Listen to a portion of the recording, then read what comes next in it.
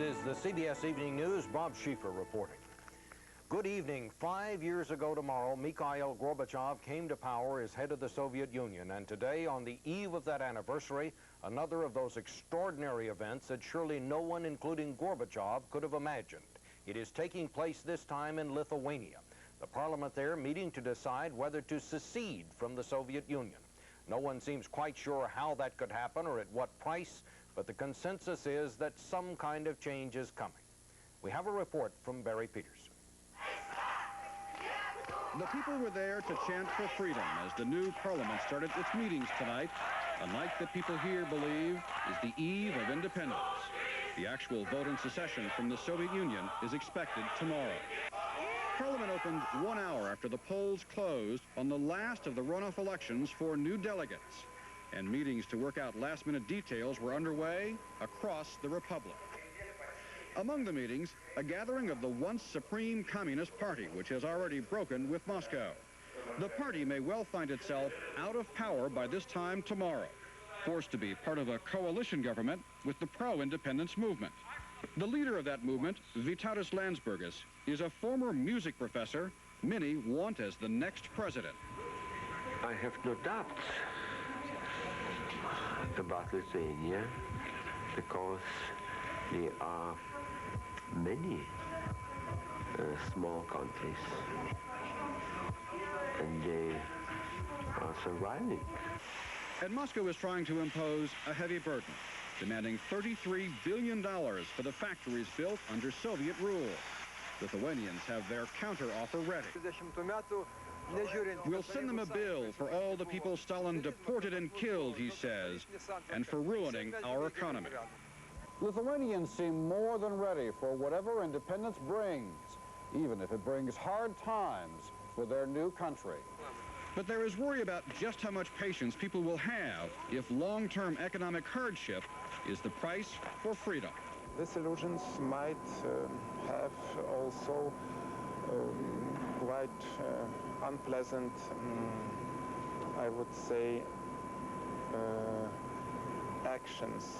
If independence is approved, most here say that is a certainty, Lithuania will declare itself free, and the face of the Soviet Union will be changed forever. Barry Peterson, CBS News, Vilnius, Lithuania. Incidentally, the Soviets agreed today to withdraw all of their 50,000 troops from Hungary. Soviet Foreign Minister Shevardnadze and his Hungarian counterparts signed the pact in Moscow. The Soviet pullout starts on Monday, is to be completed by the middle of next year. In Poland, a non-communist government is already in place, but Poles are finding out that the communists are still calling many of the shots. Bert Quint now with that story. Half a year after a Solidarity prime minister took power, Poles struggled to dismantle the structure communists built to control this country. Protesters try to enter Communist Party headquarters where secret documents are being burned. Police block them. General Czesław Kiszczak, the jailer of the early 80s, is still Poland's top cop. About those burned documents, he says, just working papers of no great importance that good employees should destroy at day's end. But under pressure, he finally orders no more files to be destroyed. And under Kiszczak, the same old SB, Polish equivalent of the KGB, apparently is still up to its old tricks, keeping an eye and ear on just about anybody. That seems to include Gilbert Levine, the American conductor of the Krakow Philharmonic Orchestra. He says his hotel room, his office, even the concert stage are bugged. They let me know, interestingly, that they are listening to what I'm saying on the telephone. They let me know by quoting back to me statements that I've made only on the telephone to my wife or to my agent. Reform-minded police officers complain they're being bugged too. Not difficult when police communications still go through the secret police switchboards. Wojciech Jaruzelski, who imposed martial law, still wields considerable influence as president. Get Jaruzelski and the communists out, demonstrators demand. Even Lech Wałęsa has called the prime minister he put in power to Gdansk to complain, "You're cleaning house too slowly." And Wałęsa reportedly is thinking of seeking the presidency and doing the job himself. Bert Quint, CBS News, Warsaw. And from the Caribbean tonight, word that the military ruler of Haiti, General Prosper Avril, has been forced out. Following violent countrywide demonstrations, he was succeeded apparently by another general who promises quick civilian rule. Betsy Aaron has our report. Today they celebrated when Haiti changed governments, the fifth change since President for Life Jean-Claude Baby Doc Duvalier was thrown out in 1986. General Gerard Abraham will run the country for the next 72 hours before transferring power to a civilian council on Monday. The man who is out is Haitian dictator Prosper Avril, in power since September of '88. He negotiated his own ouster with the U.S. and French ambassadors. Avril had been given a deadline of Monday to resign by a coalition of 11 opposition parties.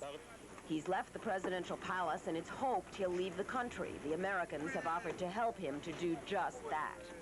Haiti's latest troubles began last Thursday when demonstrations across the country turned violent, leaving at least 3 dead, more than a dozen injured.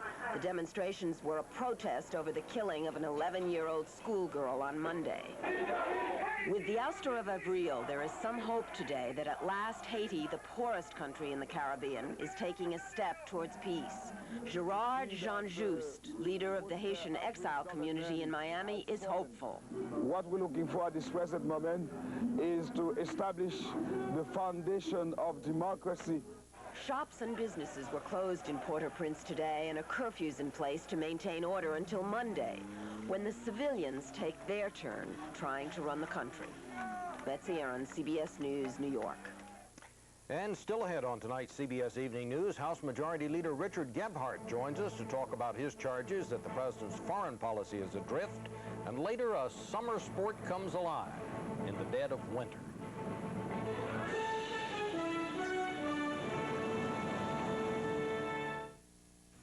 Jake and Blake awake to Kellogg's Oat Bake. Jake? Yes, Angel Cake? Why is it milk you forsake when you partake of oat bake? I love Oat Bake straight. Does that aggravate? No, my little potentate. May I demonstrate? How considerate. Raisins, nuts, and spices predominate. So you appreciate? Well, I didn't anticipate that a cereal straight would taste so great. In milk or straight, Oat Bake tastes wonderful. Huh? I mean great. Oat Bake tastes great. First rate. That's my dad. Good thing he's got a real job at Dow. He's a plastics recycling engineer, which sounds fancy, but it's real simple. See, Dow figures out ways to recycle plastics like this and turn it into neat stuff like those picnic tables and perhaps bat and ball. My dad may be a lousy ball player, but he's a great guy. I'm real proud of you, Dad. Proud of me? Dow lets you do great things. The Volvo 240 has a reputation for surviving accidents, and we at Subaru have always been impressed by that. So we gave the Subaru Legacy wagon unibody construction, like the Volvo 240. But we also gave it full-time four-wheel drive and anti-lock brakes, because the best way to survive an accident is not to get into one. Factory-to-dealer cash incentives on selected models make it a great time to come into your Subaru dealer. In a speech this week, the House Majority Leader Richard Gebhardt criticized the president for being timid on foreign policy at a time, he said, when the face of Europe is changing and bold new foreign policy initiatives, maybe even aid to the Soviet Union, ought to be considered.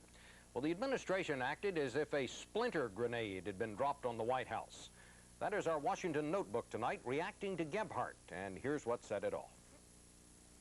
The president's lack of vision and America's lack of leadership have consequences that are both real and grave. The Bush foreign policy is a policy adrift, without vision, without imagination, without a guiding light save precious public opinion polls. Not since someone called the president a wimp back in the 1988 campaign have the Bush forces reacted with such fury. The president's spokesman, Marlin Fitzwater, got personal, calling Gebhardt the Maxwell Smart of politics, a reference to the whiny, bumbling television detective of the 1960s. Then House Republican whip Newt Gingrich sharpened the attack.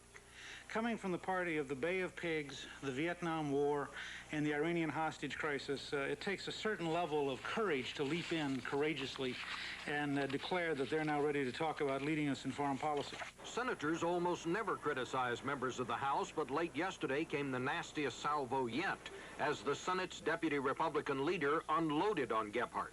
Doesn't take any brains to be a critic. Anyone can qualify. All you need is a shrill voice and usually a human target. He indeed has the burning bosom syndrome. And he wants that big brass ring in that residence down at the end of Pennsylvania Avenue so badly he can taste it. Well, Congressman Gephardt's in California this weekend raising money for congressional candidates. We caught up with him in Los Angeles just a little while ago, and we asked him about all that. Well, Congressman, Senator Simpson says you're just doing all this because you're running for president. Are you running for president? No, Bob, and I'm disappointed that we can't seem to get a debate on the issues that I tried to raise in my speech.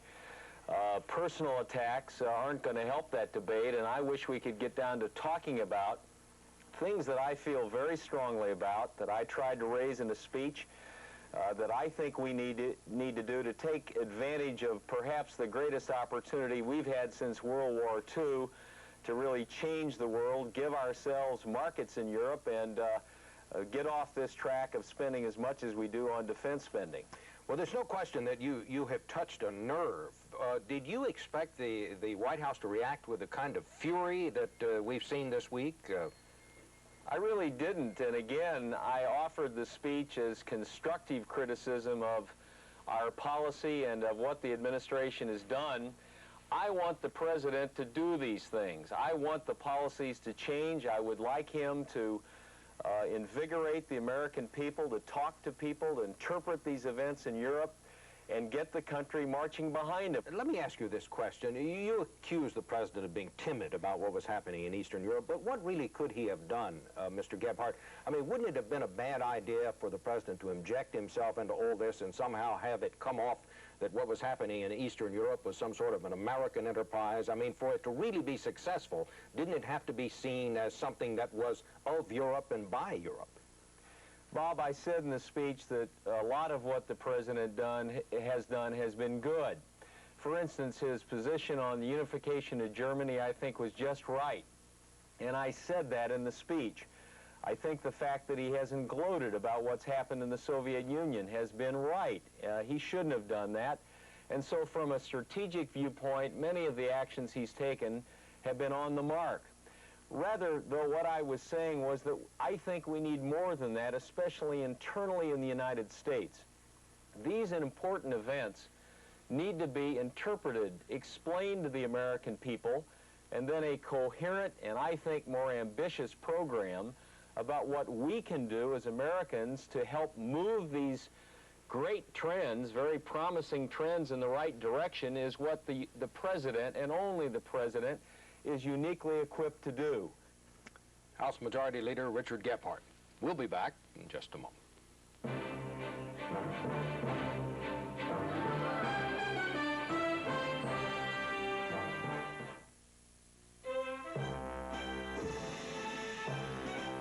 Accidents happen. We can't stop them all, but we can have fewer, less serious ones, which would help lower car insurance costs. To do that, Allstate has combated drunk drivers and championed seatbelts, airbags, and anti-lock brakes. Allstate's committed to building a car insurance system everyone can live with. Red Lobster. Tonight, try 30 shrimp for just $8.95. Golden fried shrimp. Grilled. Shrimp scampi. 30 shrimp on one plate, just $8.95. Only at Red Lobster. Introducing Red Lobster call-ahead seating. Call us when you're ready to leave, and we'll save you a place in line. We'll be seating you shortly, Mr. Cole. You'll spend less time waiting to satisfy the seafood lover in you. New call-ahead seating. Call today. When you've got hemorrhoids, walking is hard. Sitting is worse. Anusol ointment has an anesthetic for the pain and itch. Does your brand? Anusol ointment has an anesthetic to take the hurt out of hemorrhoids. Right now at Sears, you can buy one of these queen-size sleeper sofas featuring a 6-inch pillow top mattress for just $7.99. Plus, take your choice of a matching love seat or swivel rocker and ottoman absolutely free, but only at Sears. There was more violence today in the Greyhound strike in Arizona. The widow of a bus operated by a fill-in driver was shattered by a bullet fired from a passing car. No injuries reported. The strike entered its second week today with no negotiations scheduled. Federal mediators have called the drivers' union to a meeting in Washington next week. That could lead to face-to-face talks with the company. But right now, a lot of drivers are afraid their careers with Greyhound may have reached the end of the line. Scott Pelley reports. On the picket line, Greyhound drivers watch their jobs roll away. In just 1 week, 900 replacements have taken to the road. The actions that we're taking right now are purely defensive. We are going to operate the bus company. The replacement of striking workers is a growing trend. This week, machinists marked 1 year off the job at Eastern Airlines. In the 1980s, at least 6 major companies left pickets out in the cold. Unionism is not dead in America by any means, but it's terminally ill. That illness among transportation unions began with government deregulation. Competition forced down fares and put the squeeze on wages. At the same time, unions are losing some influence. They do not deliver the large blocks of Democratic votes as they have in the past. And the federal government has assumed the union role of health and safety in the workplace. In 1981, it was the government that led the way to union busting with the air traffic controllers strike. That was a signal that an industry took that the government would not intervene on behalf of the unions. But in Congress, there is a new attempt to intervene with a job protection bill for striking workers. It just says that you can't hire permanent people and refuse to take your strikers back because they went on strike. The bill is still in committee. Greyhound says all drivers will be replaced in 3 weeks. For the union, a strike that began as a test of wills may become a struggle for survival. Scott Pelley, CBS News, Dallas. Major League Baseball action today. There wasn't any on or off the field. It is day 24 of the owners' spring training lockout, now the second longest shutdown in baseball history. No new negotiations are scheduled. A report out this week said the big 3 car makers had their worst February in 7 years. Sales plunged more than 4.5%, part of a continuing sales slump that could mean the end of the road for some relative newcomers among the dealers. James Hattori reports. It's been a long, cold winter at Castle Rock Ford, south of Denver. Customers are as scarce as a warm breeze. Anyway, like I said, we're just looking. The auto business is in the worst slump in nearly a decade. Nationwide, sales for the big 3 car makers are down 12% from a year ago.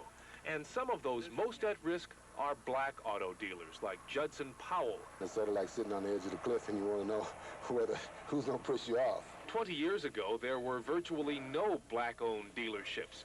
Powell was instrumental in prying open the showroom doors in the early 1980s. Ford responded with a commitment to expand minority ownership. Today, Ford has about 270 black-owned dealerships, nearly twice as many as Chrysler and General Motors put together. And while poor sales are hurting everyone because black dealers are newer to the business, they're also more vulnerable.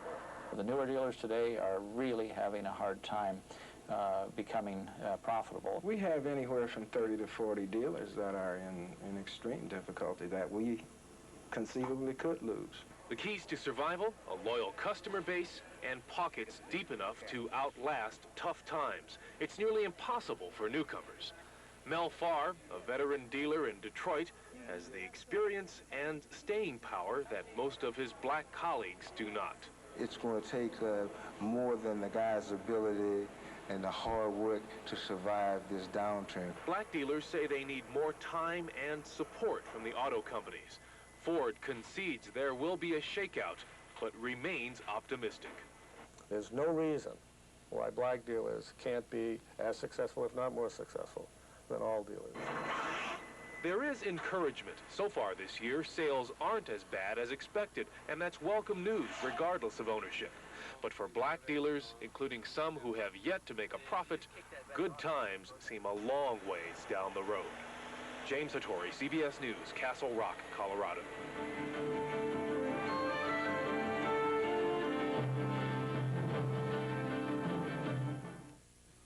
Ah, high nutrition cereals. Totally nutritious and usually totally dull. Unless it's Kellogg's Just Right. 100% nutrition with whole grain oats plus 3 other grains instead of just one. Just Right. 100% nutrition with raisins, almonds, dates. If your high nutrition cereal leaves you totally flat, just taste Just Right. 100% nutritious, 100% delicious. Daddy, I want my teddy bear. I want my soda. Grandma, isn't this fun? Oh. I want my Certa. Why do people want a Certa? The answer is the exclusive Certa Surface. It tops firm support with layers of thick, luxurious comfort. It'll spoil you for sleeping any other way. So get a Certa Perfect Sleeper. I want my Certa.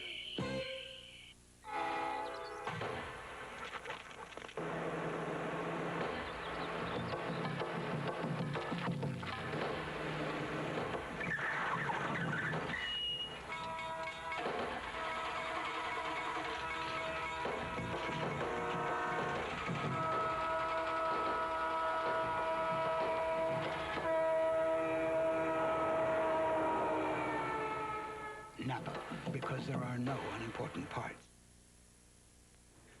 Oliver North will be back on the stand Monday as a hostile and reluctant prosecution witness against his former boss, John Poindexter. It's the last of the Iran-Contra criminal trials, but somewhat out of the spotlight, the investigation of another Reagan administration scandal is just beginning, as Terrence Smith reports. Former federal judge Arlen Adams, the newly appointed independent counsel, is hiring staff this week to investigate the still unfolding scandal at the Department of Housing and Urban Development. His focus is on former HUD Secretary Samuel Pierce and allegations of political favoritism. Adams got an indirect assist in his investigation this week when Congressman Tom Lantos, the chairman of a key House subcommittee, announced plans to grant immunity to an imprisoned former HUD official and bring him to Washington to testify about the Pierce years at HUD. Du Bois Gilliam, former Deputy Assistant Secretary under Pierce, is currently serving an 18-month sentence in another HUD-related case. In an interview with CBS News before entering prison, Gilliam said political pressure was a fact of life at HUD during the Reagan years. When all else failed, some people would go to the White House and we get phone calls from there about certain projects that they'd like to see funded. Not waiting for Judge Adams' inquiry, the House committee that has been investigating the scandal resumed hearings yesterday, focusing on alleged fraud and abuse at the local level. It summoned Paul Marguglio, who held 4 different salaried positions at the same time at the Passaic, New Jersey Housing Authority, earning a total of $250,000 a year. Marguglio took the Fifth Amendment after cameras were barred from the room. Earlier, committee members grilled Passaic's mayor, who protested that he did not appoint Marguglio and knew nothing of his multiple salaries. Mr. Weiss, are you saying that I am responsible for what happened in the HUD? Is that what I'm hearing today? We are not mayors of Passaic. You were there 24 hours a day. This notion of total innocence, as if you just arrived on the scene, is non-credible to members of this committee.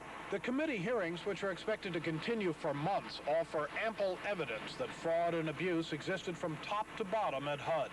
And with the special prosecutor's investigation just getting underway, no one is prepared to predict where this scandal will lead. Terrence Smith, CBS News, Washington. More than 1,000 people marched into Montgomery, Alabama today. They were retracing the steps of the historic Selma to Montgomery March 25 years ago. Then more than 25,000 people made the trip to demand voting rights for blacks in what became a watershed event for the civil rights movement.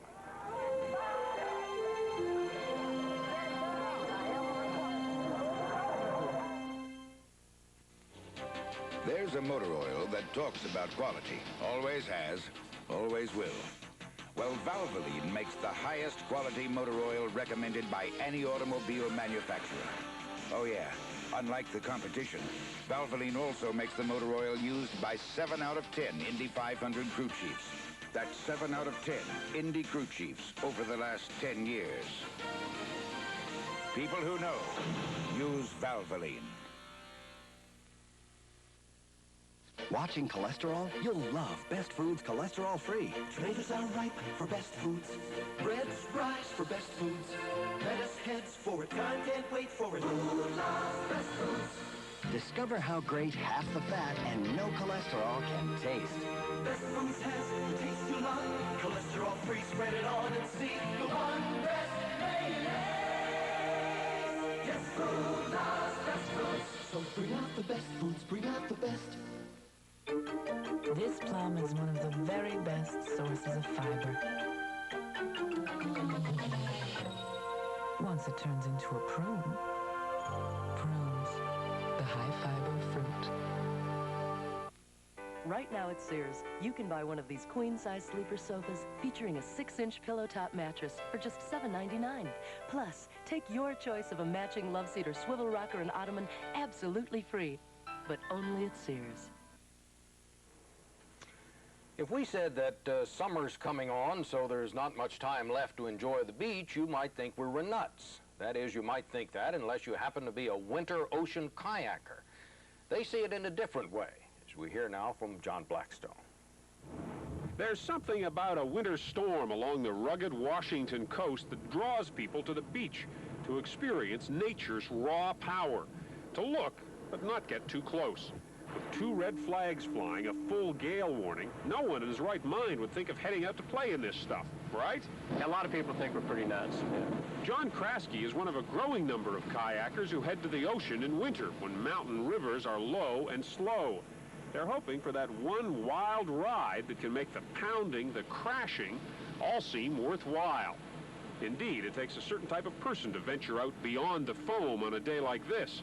The kind who might enjoy a good tumble in a washing machine. You know, we're kind of adrenaline freaks. You know, that's what we do for excitement. In my case, I used to surf with the knees went, so now I butt surf. Just getting off the beach can be a struggle. Like turtles unable to throw themselves into the surf, they wait or paddle waddle, trying to catch the little one that will pull them out for another shot at the big one. Come on, come on, come on, come on. It's filled enough. See that one right there coming in? If you could get out there, it might be a nice ride, but it's a long race. A bone-chilling water temperature in the 40s, riptides, and gale force winds are but a few of the hazards they can encounter on a winter's day at the beach. Watch out for the logs, Mike. There's a big one right out to your right. Huge trees, roots, and all. Weather like this, you can get root balls out there, you can get banged on the head, you can get pummeled in the shore break. You know, a guy could probably break his neck. But is getting pummeled really as scary as it looks? It is completely terrifying. And, as in most sports, having the right equipment is essential. These guys are whitewater boats, which give you a lot more buoyancy. It's easier to stay afloat. This thing, you get sucked under so often, you spend most of your time playing nostril snorkel. But for all the danger and discomfort, or perhaps because of it, they keep coming back for more. After all, as surf kayakers say, where else can you have this much fun and also be miserable, cold, and wet? John Blackstone, CBS News, San Francisco. And finally, we take note of the kinder, gentler policy toward local marching bands in Providence, Rhode Island. Providence held its annual St. Patrick's Day parade today. That's 1 week early, so all the local bands could go to New York or Boston and march in the parades there on St. Patrick's Day, next Saturday. Very thoughtful. That's the news. Coming up on Saturday Night with Connie Chung, a look at bumper bowling. I'm Bob Schieffer, CBS News in New York. Good night. Defending champion Midori Ito, American title holder Jill Trenery, the World Figure Skating Championships tonight. This is CBS.